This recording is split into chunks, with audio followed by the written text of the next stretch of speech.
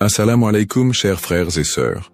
Au cœur des enseignements de l'islam, l'apparition de l'imam Mahdi, que la paix soit sur lui, occupe une place particulière et suscite une profonde réflexion parmi les croyants.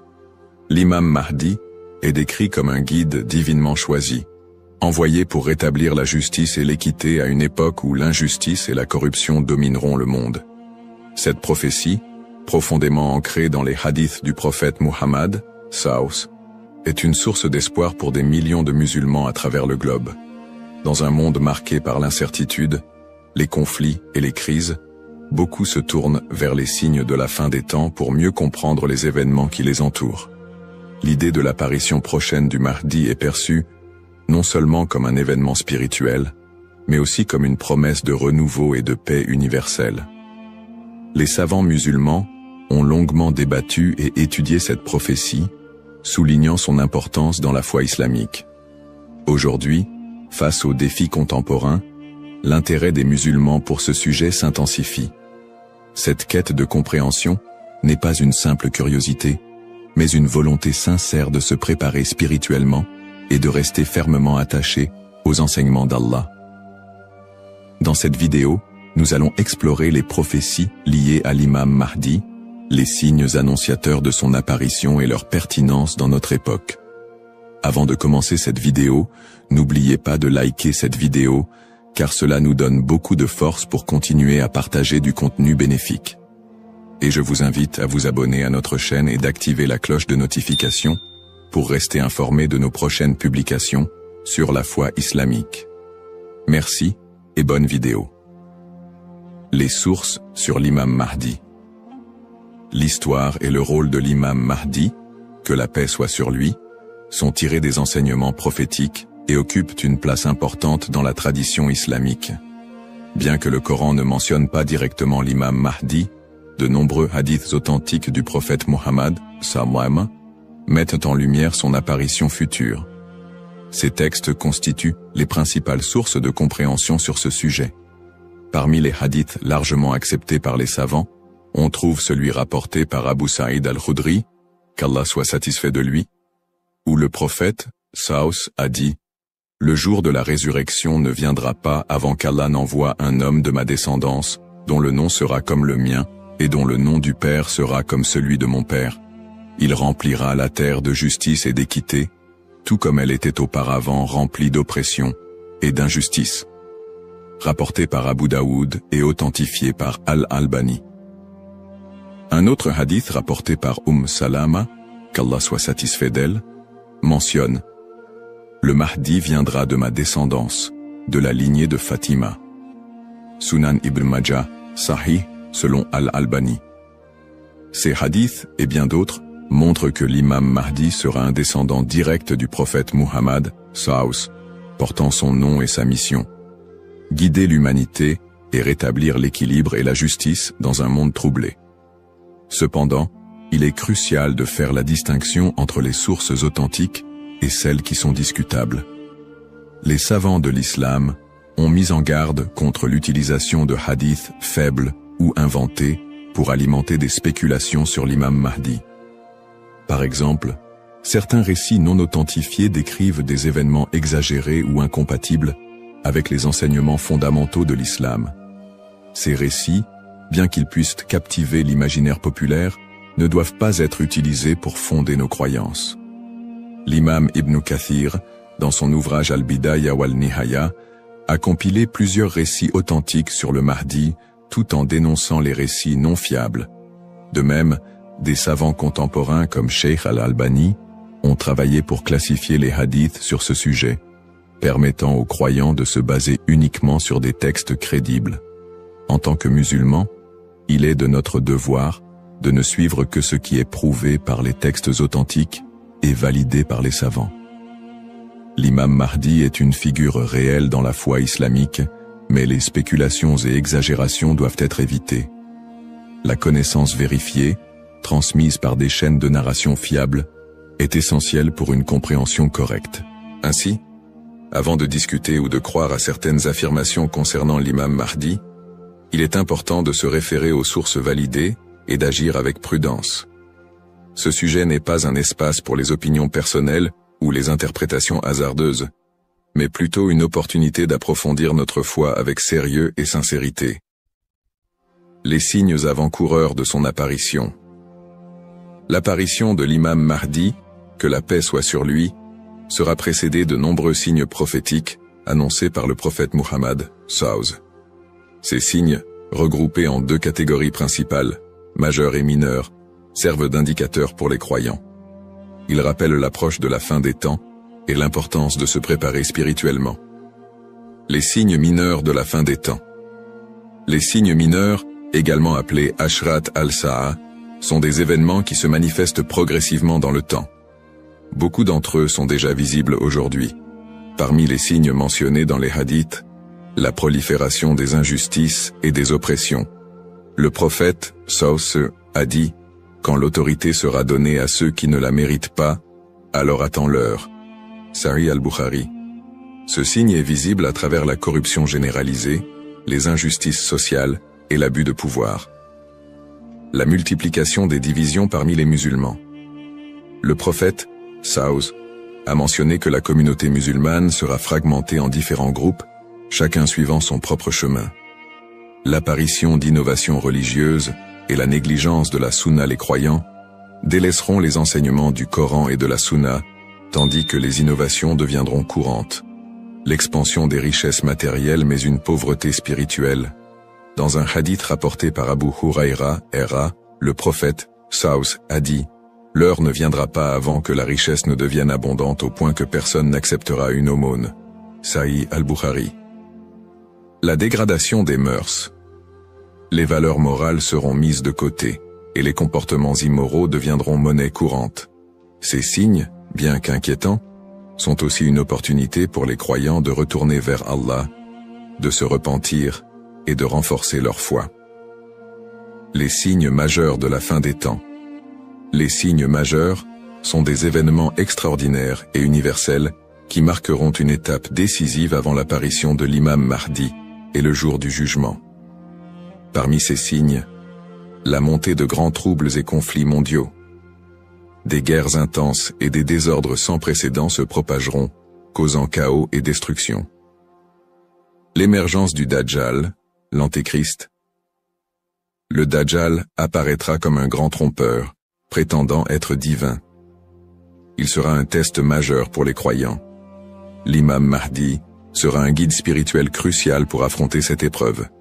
L'apparition d'un feu en Arabie. Le prophète, SAW, a dit « L'heure ne viendra pas avant qu'un feu ne sorte du Hijaz et éclaire les coups des chameaux à Bousra. » Sahih al-Bukhari. Le lever du soleil à l'ouest. Ce phénomène surnaturel marquera un point de non-retour pour le repentir des gens. La descente de Jésus, Issa, que la paix soit sur lui, Jésus, As, reviendra pour soutenir l'imam Mahdi, vaincre le Dajjal et instaurer la justice. Événements actuels liés aux signes. De nombreux croyants se demandent si les événements contemporains, tels que les catastrophes naturelles, les pandémies, les guerres et l'érosion des valeurs morales, pourraient être liés à ces signes prophétiques. Bien que certains événements puissent sembler correspondre, il est important de rappeler que seul Allah connaît le moment exact de la réalisation de ces prophéties. Interprétation des signes par les savants. Les savants islamiques soulignent que les signes de la fin des temps ne doivent pas être interprétés littéralement ni utilisés pour prédire des dates précises. Leur rôle est de renforcer notre foi et de nous rappeler l'impermanence de ce monde. Cheikh al-Islam Ibn Taymiyyah et d'autres érudits ont mis en garde contre les spéculations excessives, rappelant que les prophéties doivent être comprises dans leur contexte spirituel et non comme des prédictions mondaines. Se préparer tout en restant modéré. Face à ces signes, les musulmans sont appelés à se tourner vers Allah par la prière, la lecture du Coran et les bonnes actions. Il est essentiel de ne pas sombrer dans la panique ou les théories sensationnalistes, mais plutôt de renforcer notre foi et notre confiance en Allah. Comme le prophète SAW l'a dit, « Agissez tant que vous êtes en vie ». Un rappel essentiel. Enfin, Il est crucial de se souvenir que seul Allah connaît le moment exact de l'apparition de l'imam Mahdi et du jour du jugement. Le rôle du croyant est de se préparer spirituellement et d'agir pour le bien, sans céder aux inquiétudes ou à l'impatience. Qui est l'imam Mahdi? L'imam Mahdi, que la paix soit sur lui, est une figure centrale des prophéties islamiques liées à la fin des temps. Son nom, Al-Mahdi, signifie « le bien guidé », et il est décrit comme un leader choisi par Allah pour restaurer la justice et l'équité dans un monde plongé dans l'injustice et la corruption. Il incarne l'espoir et la rédemption pour les croyants, à une époque où les valeurs morales et spirituelles auront été gravement dégradées. Le rôle de l'imam Mahdi selon les enseignements islamiques. Le rôle principal de l'imam Mahdi sera de guider l'humanité sur le chemin de la vérité et de la foi. Il apportera la justice dans un monde envahi par l'oppression et rétablira l'ordre dans les sociétés désorganisées. Le prophète Muhammad, Saus, a dit « Il remplira la terre de justice et d'équité, tout comme elle était auparavant remplie d'injustice et d'oppression. » Sunan Abu Daoud, Sahih selon Al-Albani. Le Mahdi sera également un défenseur de l'islam et de l'unité de la communauté musulmane. Ummah. Son arrivée coïncidera avec une période de chaos, où les croyants seront divisés et éprouvés par de grandes tribulations. Il unifiera les musulmans sous une bannière commune, et les guidera dans des batailles contre les forces du mal, notamment le Dajjal, l'Antéchrist. Traits et caractéristiques de l'imam Mahdi. Les hadiths authentiques décrivent l'imam Mahdi comme un homme au physique et aux qualités exceptionnelles. Son nom et sa lignée. Il portera le même nom que le prophète Mohammed, Saus, et son père aura également un nom similaire à celui du père du prophète. Il sera un descendant direct du prophète à travers sa fille Fatima, qu'Allah soit satisfait d'elle. Son apparence, dans certains récits, il est décrit comme ayant un front large et un nez aquilin. Ses traits physiques permettront aux croyants de le reconnaître. Son caractère, le Mahdi sera doté d'un sens aigu de la justice, d'une grande sagesse et d'un cœur pur. Il sera aimé et suivi par les croyants sincères. Le prophète Muhammad, sallallahu a dit « Le Mahdi viendra de ma descendance, de la lignée de Fatima. » Sunan ibn Majah, Sahih selon Al-Albani. Le lien avec le prophète Muhammad, Saus. L'imam Mahdi, en tant que descendant direct du prophète Muhammad, Saus, est lié non seulement par sa lignée, mais aussi par sa mission spirituelle. Comme le prophète, il sera un guide pour l'humanité et incarnera les valeurs de l'islam, la justice, la miséricorde et la foi en Allah. Sa venue est perçue comme une continuation de la mission prophétique, avec un accent particulier sur la restauration de l'équilibre dans un monde corrompu. Pourquoi est-il tant attendu par les croyants? L'attente de l'imam Mahdi est profondément enracinée dans l'espoir de voir un monde meilleur. Les musulmans voient en lui un symbole d'espoir, surtout dans les moments de grandes difficultés et d'injustice. Espoir de justice universelle, dans un monde où les inégalités et les oppressions sont omniprésentes, l'imam Mahdi est attendu comme celui qui rétablira l'équilibre et donnera à chacun son droit. Unité de la communauté musulmane. À une époque où les divisions parmi les musulmans sont nombreuses, il apportera l'unité et la paix au sein de l'Ummah. Un guide spirituel et moral. Alors que les valeurs spirituelles s'érodent, il sera un phare de lumière et un rappel puissant du message divin. Pour les croyants, l'imam Mahdi représente un renouveau spirituel et moral.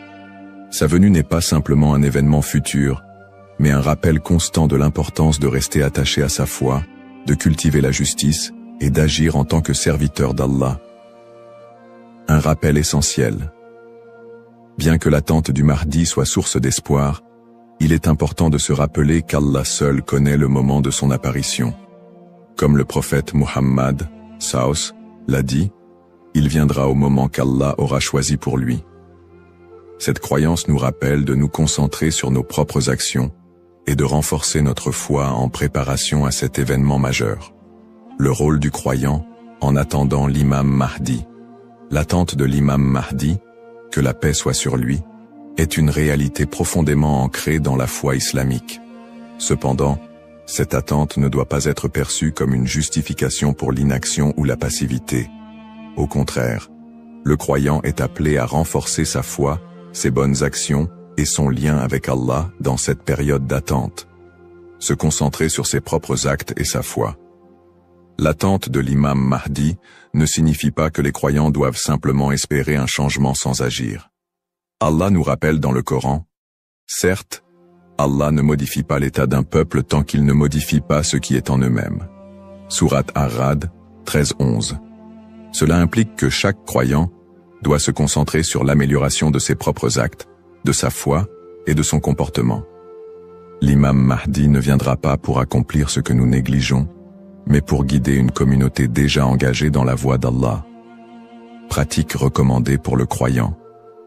En attendant l'imam Mahdi, le croyant doit s'efforcer de maintenir une relation forte et constante avec son Créateur. Voici quelques pratiques essentielles. La prière, salat.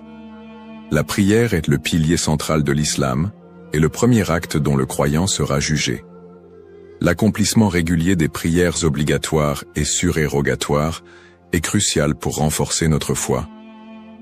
Le dhikr, évocation d'Allah, multiplier les invocations et les rappels d'Allah, permet de purifier le cœur et de rester connecté à lui, même dans les moments difficiles. Le prophète Saus a dit, « Le meilleur rappel est « La ilaha illa Allah » Il n'y a de Dieu qu'Allah. La lecture du Coran.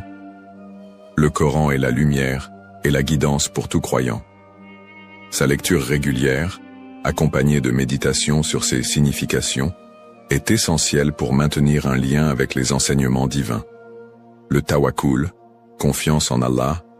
Face aux épreuves, le croyant doit placer sa confiance totale en Allah, tout en faisant les efforts nécessaires pour s'améliorer. Agir et être un modèle de vertu. L'attente de l'imam Mahdi n'est pas une excuse pour négliger nos responsabilités personnelles, sociales ou spirituelles. Au contraire, chaque croyant doit être un modèle de vertu et d'excellence dans tous les aspects de sa vie. Dans sa famille, en éduquant ses enfants dans les valeurs islamiques et en maintenant une atmosphère de piété et d'amour. Dans sa communauté, en participant à des œuvres caritatives, en favorisant l'unité et en soutenant ceux qui en ont besoin.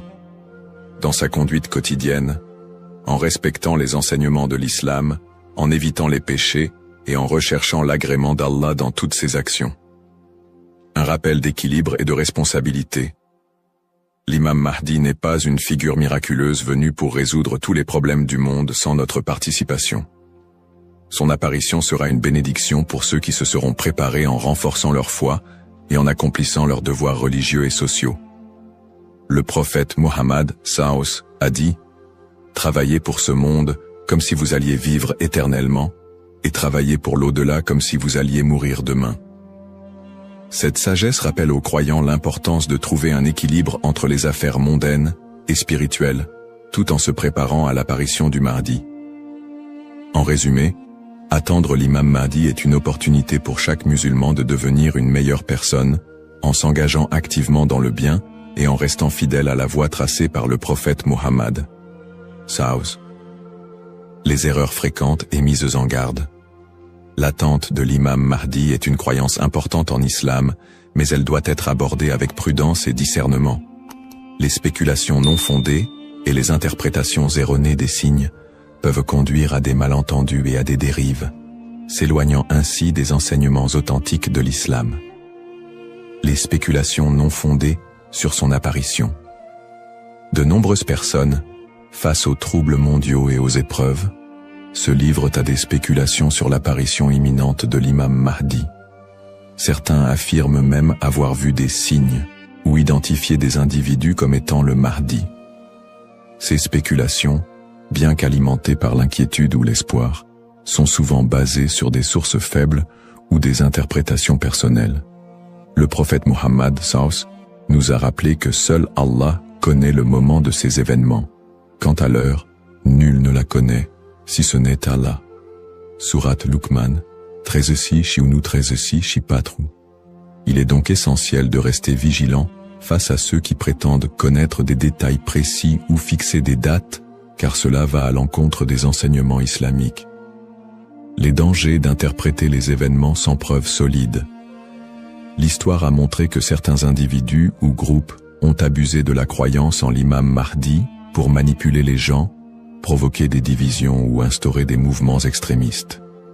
Ces interprétations sans fondement solide peuvent semer la confusion et détourner les croyants de leur foi. Les savants mettent en garde contre l'interprétation erronée des textes prophétiques sans une connaissance approfondie. L'utilisation des événements actuels pour affirmer des prophéties sans preuves solides. La propagation de fausses informations ou d'idéologies qui ne reposent pas sur le Coran et la Sunna. Les conseils des savants pour éviter les dérives. Pour se prémunir contre ces erreurs, les savants recommandent les points suivants. S'appuyer sur les sources authentiques, étudier les hadiths authentiques, et éviter les récits douteux ou faibles.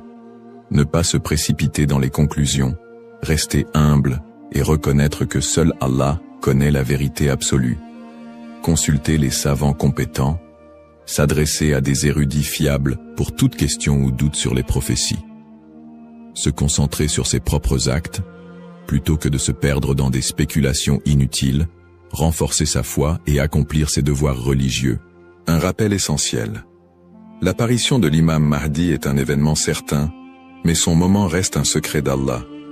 Le prophète Mohammed SAW nous a enseigné l'importance de ne pas se perdre dans des conjectures, mais de rester attaché aux principes de l'islam et de faire confiance à Allah.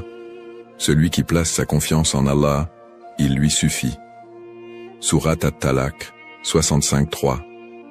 En résumé, chaque croyant doit éviter les pièges des spéculations et des interprétations erronées, et se concentrer sur l'essentiel, sa relation avec Allah et son engagement à suivre les enseignements du prophète SAW. L'importance de l'espoir et de la confiance en Allah. Dans un monde rempli de défis, d'épreuves et d'incertitudes, il est essentiel pour les croyants de maintenir un profond sentiment d'espoir et une confiance absolue en Allah. La promesse de l'apparition de l'imam Mahdi, que la paix soit sur lui, n'est pas un appel à la peur, mais un rappel de la miséricorde et de la sagesse infinie d'Allah. Ne pas céder à la peur ou à l'anxiété. Les épreuves de la vie peuvent parfois paraître écrasantes, mais Allah nous rappelle dans le Coran. Ne vous laissez pas abattre et ne soyez pas tristes. Vous êtes les supérieurs si vous êtes croyants. Surat Al-Imran 3:139. Plutôt que de succomber à l'anxiété face aux troubles du monde ou aux signes de la fin des temps, les croyants doivent se rappeler que ces événements font partie du plan divin. Allah est le meilleur des planificateurs, et tout ce qui se passe a une raison profonde, même si elle nous échappe. Chaque épreuve est une opportunité de se rapprocher d'Allah.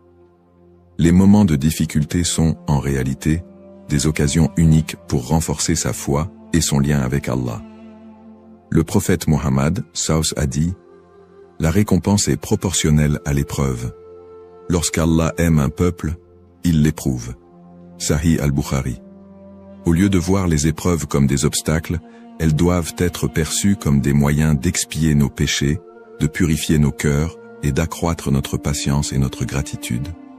Les pratiques comme le dhikr, la prière et la lecture du Coran permettent de transformer ces épreuves en des opportunités de rapprochement avec Allah. Plus le croyant se connecte à son Seigneur, plus il trouve de sérénité et de force face à l'adversité. Rester unifié en tant qu'Umma. L'unité de la communauté musulmane, Umma, est un pilier essentiel dans la préparation à l'apparition de l'imam Mahdi. La division affaiblit les croyants et les détourne de leurs objectifs spirituels. Allah nous appelle à l'unité dans le Coran. Et cramponnez-vous tous ensemble au câble d'Allah et ne soyez pas divisés. Surat Al-Imran 3:103. En restant unis, les croyants peuvent surmonter les épreuves collectives et se soutenir mutuellement dans la foi. L'entraide, le pardon et l'amour fraternel sont des valeurs fondamentales pour bâtir une communauté forte et résiliente. Un rappel d'espoir et de sérénité. Allah est toujours avec ceux qui placent leur confiance en lui. Le prophète Mohammed, Savus, nous a enseigné que même dans les moments les plus sombres, Il y a toujours de l'espoir pour ceux qui se tournent vers Allah avec sincérité. Il a dit, étonnante est l'affaire du croyant. Tout ce qui lui arrive est un bien pour lui. Si un bonheur l'atteint, il remercie, et c'est un bien pour lui. Et si un malheur l'atteint, il patiente, et c'est un bien pour lui. Sahih Muslim. Ainsi, en renforçant notre foi, en restant unis et en plaçant notre confiance en Allah, nous transformons les moments d'incertitude en des opportunités de grandir spirituellement et de construire un avenir meilleur pour l'Ummah. Conclusion inspirante. En résumé, la prophétie de l'apparition de l'imam Mahdi est un rappel puissant pour les croyants de renforcer leur foi, d'être attentifs aux enseignements d'Allah et de se préparer spirituellement à l'au-delà. Nous avons exploré les sources authentiques qui mentionnent l'imam Mahdi, les signes avant-coureurs de son apparition et son rôle dans la restauration de la justice et de l'équité. Nous avons également mis en lumière l'importance pour chaque croyant d'agir, de cultiver la patience et de ne pas tomber dans des spéculations infondées. Ces enseignements sont une invitation à la réflexion personnelle. Suis-je prêt à rencontrer mon Seigneur? Ai-je accompli les devoirs qu'Allah m'a confiés? L'attente de l'imam Mahdi doit nous pousser à purifier nos intentions, à accroître nos bonnes actions et à renforcer l'unité de l'Ummah. Terminons cette réflexion par une invocation sincère. Ô Allah, guide-nous sur le droit chemin, raffermis notre foi et aide-nous à être parmi ceux qui te plaisent. Protège l'humanité des épreuves et des divisions et accorde à l'Ummah l'unité et la paix. Fais de nous des serviteurs sincères et prépare nos cœurs à accueillir tes bénédictions. Amin. Puisse Allah nous accorder la patience, la sagesse et la force d'être des modèles de vertu et de foi. Bismillahir-Rahman-ir-Rahim. Au nom d'Allah, le tout miséricordieux, le très miséricordieux. Assalamu alaykum wa rahmatullahi wa barakatuh. Que la paix, la miséricorde et les bénédictions d'Allah soient d'armoire sur vous tous. Attention, beaucoup de croyants commettent une erreur sans s'en rendre compte. Une erreur qui peut affecter leur relation avec Dieu. Lorsque l'appel à la prière du Maghrib retentit, qu'est-ce que vous faites en premier? Vous précipitez-vous sur la nourriture pour rompre votre jeûne et manger un repas complet avant de prier, ou bien vous accomplissez immédiatement votre prière avant de prolonger l'iftar? Saviez-vous que retarder volontairement la prière du Maghrib après avoir bien mangé peut être une erreur grave? Beaucoup de musulmans prennent l'habitude de s'asseoir longuement pour manger après l'adhan, sans se rendre compte des conséquences spirituelles que cela peut engendrer. Pourtant, la prière est la première chose sur laquelle nous serons jugés, alors pourquoi prendre le risque de la négliger même temporairement? Dans cette vidéo, nous allons voir ensemble pourquoi il ne faut jamais retarder la prière du Maghrib après l'iftar. Quelles sont les recommandations du prophète Mohammed, paix et bénédiction de Dieu sur lui, et comment adopter la bonne attitude afin de ne pas tomber dans cette erreur.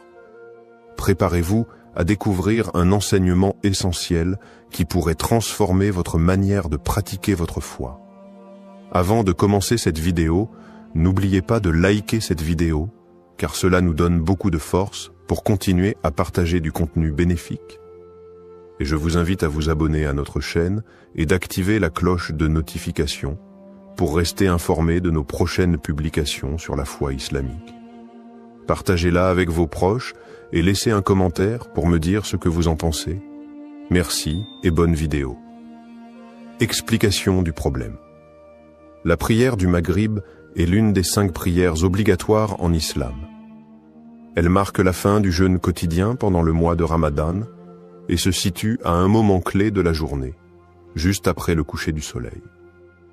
Son importance est capitale, car en tant que prière prescrite, elle doit être accomplie dans son temps imparti et ne peut être retardée sans raison valable.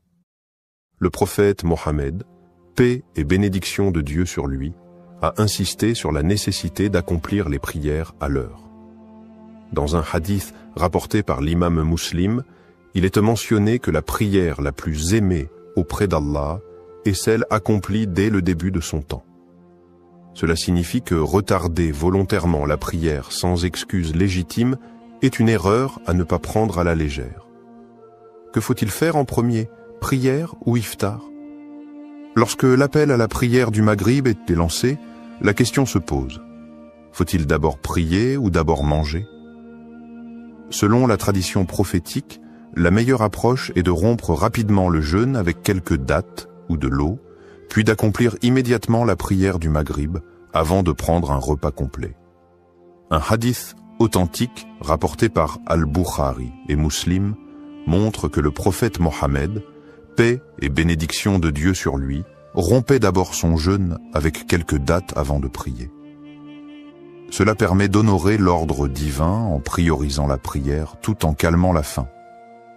Cependant, de nombreuses personnes font l'erreur de retarder la prière du Maghrib après avoir pris un repas copieux.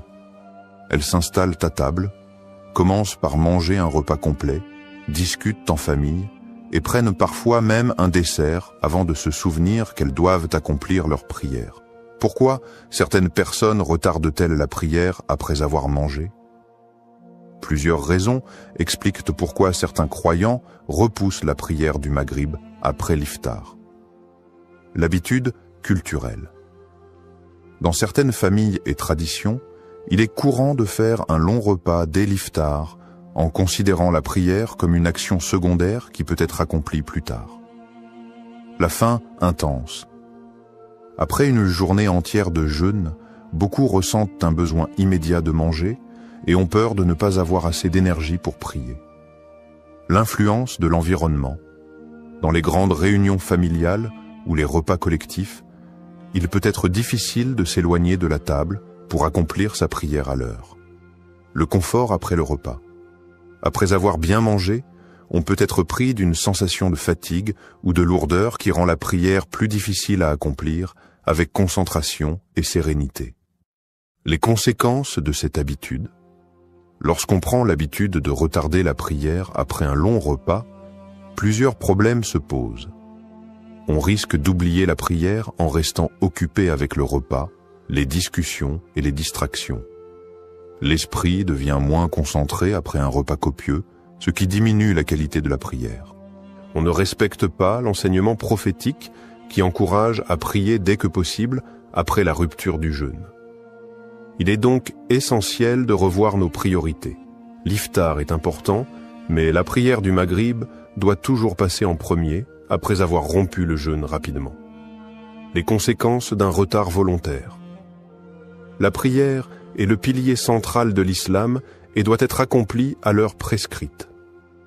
Dans le cas du Maghrib, il est crucial de comprendre pourquoi retarder volontairement cette prière après un long repas peut être une erreur grave aux yeux de Dieu. Premier, l'enseignement du prophète Mohammed, paix et bénédiction de Dieu sur lui.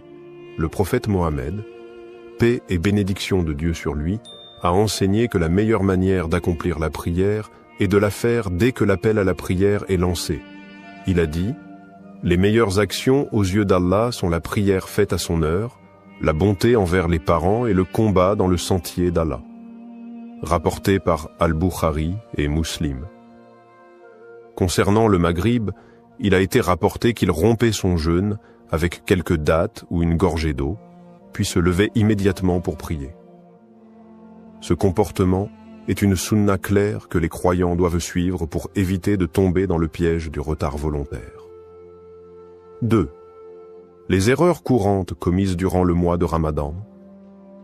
Malheureusement, de nombreuses personnes commettent des erreurs pendant le Ramadan en retardant leur prière du Maghrib pour plusieurs raisons. Prendre un repas complet avant de prier. Beaucoup mangent un repas copieux dès l'iftar, ce qui les amène à repousser la prière. Prolonger les discussions après le repas. En famille ou entre amis, il est facile de se laisser emporter par les discussions et de ne plus voir le temps passer. Se sentir trop fatigué ou lourd après le repas. Un repas important peut entraîner une sensation de somnolence ou de paresse, rendant l'accomplissement de la prière plus difficile. Se laisser distraire par les réseaux sociaux ou la télévision. Après avoir mangé, certains préfèrent regarder la télévision, utiliser leur téléphone, ou se distraire plutôt que de prier immédiatement. Ces erreurs peuvent sembler anodines, mais elles ont un impact spirituel et religieux majeur. Troisième. Preuve tirée du Coran et des hadiths sur l'importance de la ponctualité dans la prière, Allah insiste dans le Coran sur l'importance de préserver la prière et de la faire à l'heure. Soyez assidus aux prières et surtout la prière médiane. Et tenez-vous debout devant Allah avec humilité. Sourate Al-Baqarah, verset 238. Ce verset rappelle aux croyants qu'ils ne doivent pas négliger ou retarder leurs prières, notamment lorsqu'ils ont la capacité de les accomplir immédiatement. Un autre verset met en garde contre ceux qui retardent volontairement leurs prières. Malheur donc à ceux qui prient tout en négligeant leurs prières, qui sont pleins d'ostentation et refusent l'ustensile de la charité. Sourate Al-Ma'un, versets 4 à 7. Ce passage du Coran met en évidence le danger du retard volontaire de la prière et les conséquences spirituelles qui en découlent. Quatrième. Les avertissements des savants sur le retard de la prière du Maghrib. Les savants de l'islam ont toujours averti contre le fait de retarder volontairement la prière sans raison valable. Selon eux, Cheikh Ibn Baz a expliqué que retarder la prière du Maghrib jusqu'à la disparition totale du crépuscule sans excuse est un péché. Cheikh Al-Albani a insisté sur le fait que la prière doit être la priorité, même en période de Ramadan, et qu'il suffit de rompre rapidement son jeûne avant de l'accomplir. Cheikh Ibn Othaymin a rappelé que ceux qui mangent longuement avant de prier risquent d'être distraits et de perdre la concentration nécessaire pour bien accomplir leur prière. En conclusion, la prière du Maghrib ne doit jamais être retardée volontairement après un repas complet. Pour préserver notre relation avec Dieu et suivre l'exemple du prophète, nous devons rompre notre jeûne avec quelques dattes et de l'eau, puis prier immédiatement avant de reprendre notre repas sereinement. Ne laissons pas les distractions du repas nous éloigner de l'adoration la plus précieuse, la prière. Ce que disent les textes religieux sur l'ordre entre iftar et prière. La question de l'ordre entre la rupture du jeûne, iftar, et la prière du Maghrib a été abordée dans plusieurs sources islamiques, notamment le Coran, les hadiths du prophète Mohammed, paix et bénédiction de Dieu sur lui, et les avis des savants. Il est donc essentiel de comprendre quelle est la meilleure approche à adopter pour suivre la voie correcte. Premier. Que disent les textes religieux? Le prophète Mohammed, paix et bénédiction de Dieu sur lui, a donné une indication claire sur la manière dont il rompait son jeûne et accomplissait la prière. Un hadith authentique rapporté par Anas ibn Malik indique: le messager d'Allah rompait son jeûne avec quelques dattes fraîches avant de prier. S'il n'y en avait pas, alors avec des dattes sèches. Et s'il n'y en avait pas, alors avec quelques gorgées d'eau. Rapporté par Abu Daoud, At-Tirmidhi et authentifié par Al-Albani. Ce hadith montre que le prophète ne prenait pas un repas complet avant de prier, mais se contentait d'une petite quantité de nourriture pour rompre le jeûne rapidement, puis accomplissait la prière du Maghrib avant de manger davantage. L'importance de prier à l'heure est également confirmée par un verset du Coran. Accomplis la prière au déclin du soleil jusqu'à l'obscurité de la nuit, et fais aussi la récitation du Coran à l'aube, car la récitation à l'aube a des témoins. Sourate Al-Isra, verset 78. Ce verset montre que chaque prière doit être accomplie à son heure spécifique, et le Maghrib ne fait pas exception. 2. L'exemple du prophète et des compagnons. Le comportement du prophète, paix et bénédiction de Dieu sur lui, était toujours équilibré et basé sur la modération. Il ne retardait pas la prière après un long repas, mais il ne priait pas non plus en étant affaibli par la faim. Ses compagnons suivaient également cette pratique. Ils rompaient leur jeûne rapidement, priaient le Maghrib, puis prenaient le temps de bien manger par la suite. Cela leur permettait de combiner l'adoration et le bien-être du corps sans sacrifier l'un au profit de l'autre. Un autre hadith du prophète appuie cette approche. Les gens resteront sur la bonne voie tant qu'ils s'empresseront de rompre leur jeûne. rapporté par Al-Bukhari et Muslim. Cela signifie qu'il est recommandé de ne pas retarder l'iftar, mais cela ne signifie pas qu'il faut prolonger le repas au point de retarder la prière. Troisième, réfutation des idées reçues sur le fait de trop retarder la prière. Certaines personnes pensent à tort que il est préférable de manger un repas complet avant de prier pour avoir de l'énergie. La prière peut être retardée tant qu'elle est faite avant l'Isha.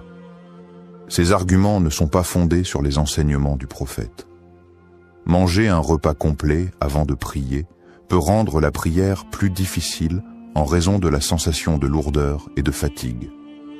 D'autres disent que la prière peut être retardée après le repas tant qu'elle est accomplie avant la prière de l'Isha.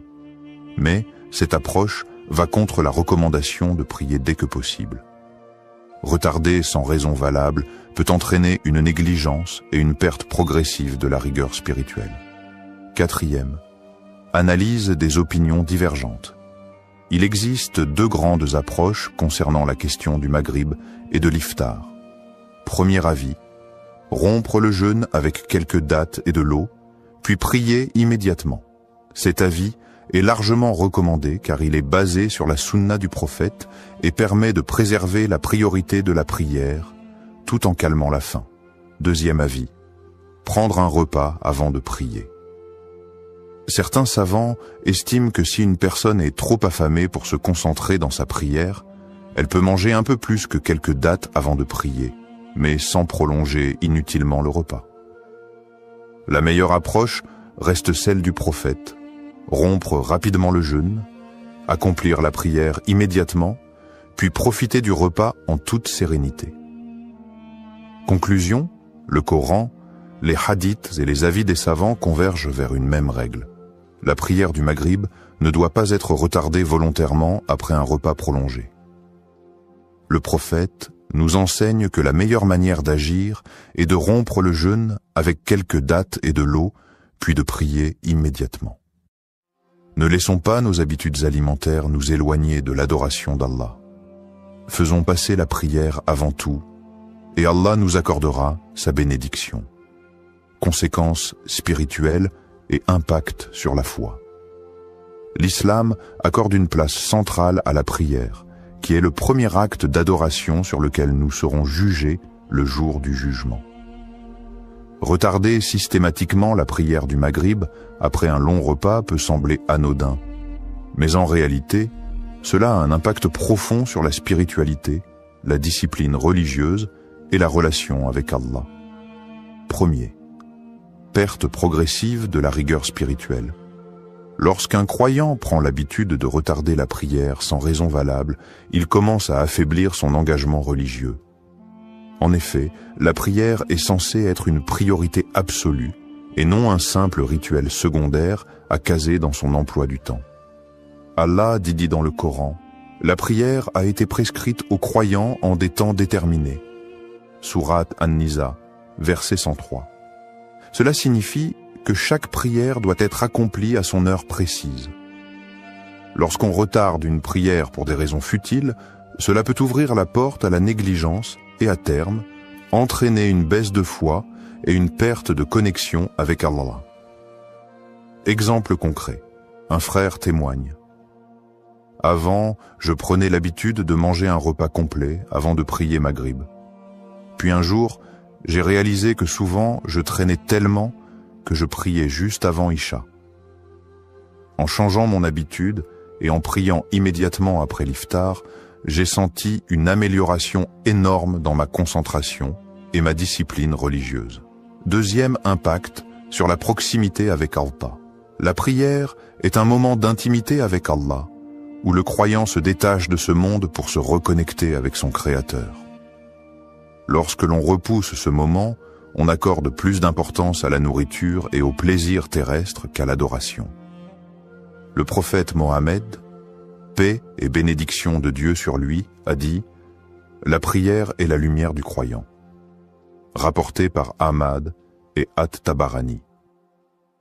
En retardant volontairement la prière, on éloigne cette lumière de notre cœur, et avec le temps, cela peut créer une insensibilité spirituelle. Exemple concret, une sœur raconte « J'avais du mal à me sentir connecté dans mes prières. Un jour, j'ai décidé de prier Maghrib immédiatement après l'iftar, et j'ai remarqué que mon cœur était plus léger et que ma concentration s'améliorait. J'ai compris que retarder la prière m'éloignait inconsciemment d'Allah. » Troisième, le danger d'oublier ou d'abandonner la prière. Lorsque l'on commence à retarder une prière, on prend l'habitude de la minimiser et cela peut mener à l'oubli ou même à l'abandon progressif des obligations religieuses. Allah met en garde contre ce comportement. Malheur donc à ceux qui prient tout en négligeant leur prière. Sourate Al-Ma'un, versets 4 à 5. Ce verset montre que ceux qui négligent la prière sont en grand danger spirituel. Même si au début, on pense la rattraper plus tard, l'habitude de retarder peut affaiblir la foi jusqu'à ce que la prière devienne une corvée ou soit oubliée. Exemple concret. Un jeune homme témoigne « J'avais l'habitude de dire « je prierai après le repas ». Et puis je regardais mon téléphone, discutais avec mes amis, et avant même de m'en rendre compte, l'heure de l'Isha arrivait. Un jour, j'ai même complètement oublié de prier Maghrib. C'est là que j'ai compris que je devais changer. Quatrième Ramadan. Un mois pour rectifier ses habitudes. Le mois de Ramadan est une opportunité précieuse pour renforcer sa relation avec Allah et adopter de bonnes habitudes spirituelles. Si l'on ne fait pas de la prière une priorité en ce mois béni, alors quand le fera-t-on ? Ô vous qui avez cru, le jeûne vous a été prescrit comme il l'a été à ceux qui vous ont précédés, afin que vous atteigniez la piété. Sourate Al-Baqarah, verset 183. Ce verset montre que le Ramadan est un mois de transformation spirituelle. C'est le moment idéal pour abandonner l'habitude de retarder la prière et revenir à la sunna du prophète. Conclusion. Retarder la prière du Maghrib après un long repas peut sembler anodin, mais c'est une habitude qui affaiblit la foi, éloigne d'Allah et peut mener à la négligence spirituelle. En prenant l'habitude de rompre le jeûne rapidement et de prier immédiatement après, on renforce sa discipline religieuse, sa connexion avec Allah et sa rigueur dans l'adoration. Faisons de la prière une priorité, surtout en ce mois béni, et ne laissons pas nos repas prendre le dessus sur notre foi. Conseils pratiques et solutions. Le Ramadan est une période où la discipline et l'organisation sont essentielles pour équilibrer les obligations religieuses et les besoins corporels. Voici quelques conseils pratiques pour gérer son iftar sans retarder la prière du Maghrib. 1. Rompre le jeûne avec modération et prier immédiatement. Le prophète Mohammed, paix et bénédiction de Dieu sur lui, nous a enseigné la meilleure façon de rompre le jeûne. Lorsque l'un de vous veut rompre son jeûne, qu'il le fasse avec des dattes, car elles sont une bénédiction. S'il n'en trouve pas, qu'il le fasse avec de l'eau, car elle est purificatrice. Hadith rapporté par At-Tirmidhi. Solution : mangez 2 à 3 dattes et buvez un verre d'eau immédiatement à l'adhan du Maghrib. Dirigez-vous directement vers la prière avant de prendre un repas plus copieux. Encouragez votre famille à adopter cette habitude pour éviter les retards. Pourquoi ? Vous suivez la sunna du prophète. Vous évitez de trop manger, ce qui peut provoquer la paresse et retarder la prière. Vous accomplissez votre devoir religieux à l'heure, sans précipitation. 2. Préparer son repas à l'avance pour éviter le stress. L'un des principaux problèmes est le manque d'organisation qui pousse certaines personnes à retarder la prière pour cuisiner ou manger trop longuement. Solution : préparer le repas principal bien avant Maghrib pour éviter de perdre du temps après l'adhan. Optez pour des plats simples et digestes afin de faciliter la prière après le repas. Fixez un temps précis entre l'iftar et la prière pour éviter les distractions. Astuce. Faites un planning hebdomadaire des repas du Ramadan pour ne pas être pris au dépourvu chaque jour. 3e. Instaurez une routine spirituelle durant le Ramadan est un mois de discipline et de spiritualité. Profitez-en pour renforcer votre lien avec Allah en donnant la priorité à la prière. Solution. Planifiez votre soirée en fonction des prières et non en fonction du repas. Évitez les distractions après l'iftar, téléphone, télévision, pour rester concentré sur l'adoration. Impliquez toute la famille dans une routine religieuse. Prière en groupe, lecture du Coran après Maghrib, etc. Astuce. Mettez une alarme pour l'adhan du Maghrib afin de ne jamais perdre la notion du temps. 4e. Trouvez un équilibre entre la nourriture et la spiritualité. Il est important de ne pas faire de l'iftar un moment d'excès, mais un temps équilibré où l'on nourrit à la fois le corps et l'âme. Solution. Mangez en quantité raisonnable avant la prière pour éviter la lourdeur. Buvez suffisamment d'eau pour éviter la fatigue qui pourrait être une excuse pour retarder la prière. Considérez la prière comme un moment de gratitude et non comme une obligation à repousser, rappel. Et recherchez l'au-delà à travers ce qu'Allah t'a donné et n'oublie pas ta part en ce bas monde. Sourate Al-Qasas, verset 77. Conclusion. L'organisation et la discipline sont essentielles pour concilier iftar et prière sans négligence. Suivre la sunna du prophète en rompant rapidement le jeûne avant de prier est la meilleure approche. Avec un bon équilibre entre besoins physiques et obligations religieuses, le Ramadan devient une période de renforcement spirituel. Ne laissons pas notre repas retarder notre prière. La nourriture nourrit le corps, mais la prière nourrit l'âme. Conclusion et message final, nous avons vu à quel point la prière du Maghrib doit être accomplie à l'heure, sans être retardée inutilement après l'iftar. Le prophète Mohammed, paix et bénédiction de Dieu sur lui, nous a enseigné l'équilibre parfait entre les obligations religieuses et les besoins corporels. Rappel des points essentiels, rompre le jeûne avec quelques dattes et de l'eau, puis prier immédiatement. Ne pas faire de l'iftar un moment d'excès qui entraîne la négligence de la prière. Suivre la discipline du Ramadan pour renforcer sa connexion spirituelle avec Allah. S'organiser à l'avance pour ne pas avoir à choisir entre manger et prier à l'heure. Un message fort, prioriser la prière avant tout. La prière est l'acte le plus important de notre adoration.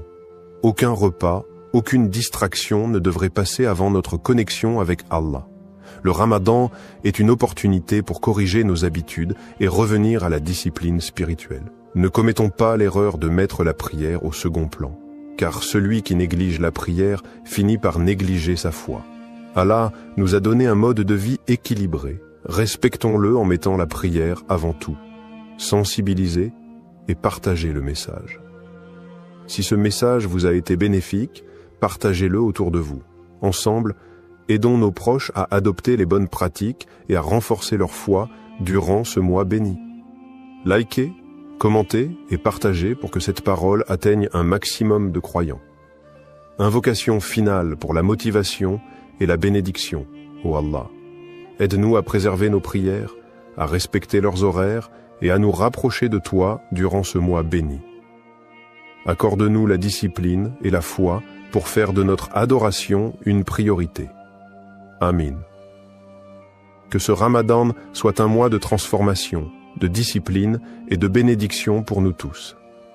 Si tu as aimé cette vidéo et que tu veux en apprendre plus sur les bonnes manières de communiquer avec respect et bienveillance, alors, like cette vidéo pour soutenir le message.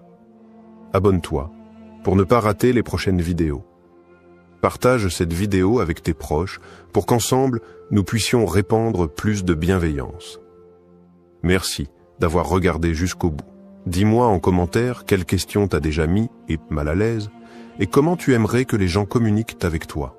À très bientôt pour une nouvelle vidéo. Barakallahu fikum. Adi.